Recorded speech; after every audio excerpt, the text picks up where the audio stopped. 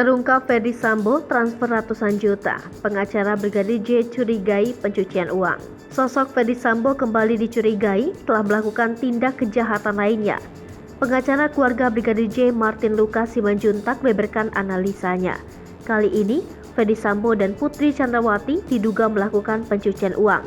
Alasannya Ferdy Sambo dan Putri Chandrawati menguasai rekening atas nama Brigadir Pol Nofriansyah Yosua Huta Barat dan ajudan lainnya. Martin mengatakan, hingga kini setidaknya sudah ada keterangan dari 2 orang saksi yang memperkuat soal rekening Brigadir J dikuasai Ferdy Sambo dan istrinya.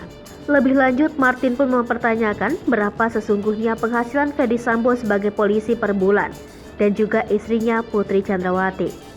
Lantaran lanjutnya bisa mentransfer uang dalam jumlah ratusan juta rupiah ke rekening ajudan setiap bulannya.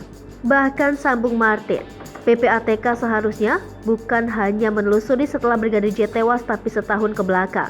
Tak hanya itu, Martin menambahkan PPATK juga harus berani memastikan siapa pengirim uang ke sejumlah rekening ajudan Ferdy Sambo. Pusat Pelaporan dan Analisis Transaksi tidak membantah ada pemindahan dana yang cukup besar pasca terbunuhnya Brigadir J. Hal itu disampaikan Humas PPATK Natsir Kongah di Kompas TV. Saat dikonfirmasi soal kejanggalan adanya transaksi keluar dengan angka cukup besar dari rekening Brigadir J setelah peristiwa pembunuhan.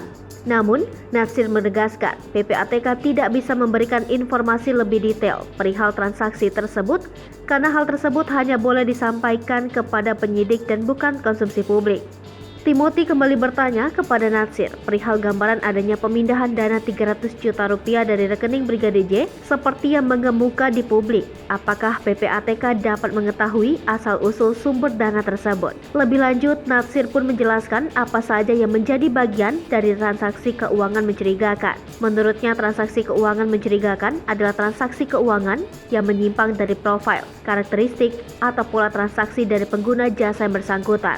Jadi, sambung Natsir, pihak pelapor seperti penyedia jasa keuangan, penyedia barang dan jasa, dan profesi itu wajib menyampaikan laporan transaksi keuangan mencurigakan. Tak hanya pelaporan juga harus dilakukan untuk transaksi tunai di atas 500 juta rupiah. Selain itu, Natsir menambahkan pelaporan juga dilakukan pada transaksi keuangan yang dilakukan atau batal dilakukan dengan menggunakan harta kekayaan yang diduga berasal dari hasil tindak pidana.